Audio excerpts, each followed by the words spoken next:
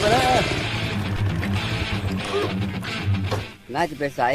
สิเข้าไปถามเพิ่นเบิ่งส่วนบักฮุ่งแล้วเป็นหยังคือหมากหลายแท้เราสิฮู้บ่เราก็คล้ายคือกรรมกรนี่ค่อยก็ว่าอยู่แล้วสิตอบค่อยได้บ่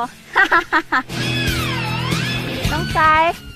เจ้าของเพิ่นบ่อยู่หวะค่อยมีเวียกสิลมน้ำลาวว่าแต่เจ้าอยากถามหยังบางเทื่อค่อยตอบได้เฮ็ดแนวใดส่วนบักฮุ่งเจ้าคือเป็นหมากหลายแท้บัดสวนต้นของเฮานะมีแต่ 2-3 หมากนึงก็ได้ข้อยสิอธิบายเจ้าฟังแต่ค่อยขอถามเจ้าก่อนถามหยังถามมาโลดต้นไม้ก็คล้ายคือคนเฮาตอนบ่สบายเป็นหยังท่านหมอจึงใส่น้ำทะเลให้แล้วเจ้าฮู้บ่น้ำทะเลมันแม่นหยังอุ๊ยน้ำใส่เกลือ ว่าแล้วนายข่อยเก่งอีหลีบ่แม่นเด้อ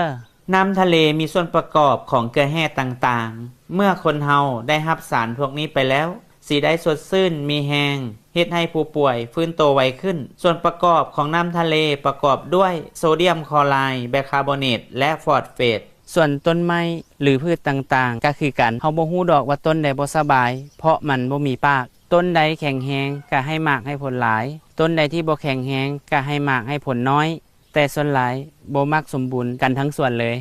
นี่เด้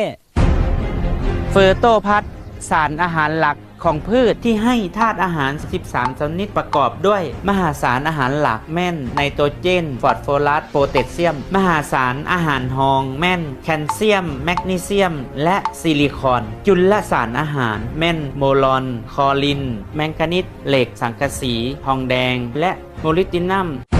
โฟโตพัดใหญ่ไวได้น้ำหนักราคาดีพารวย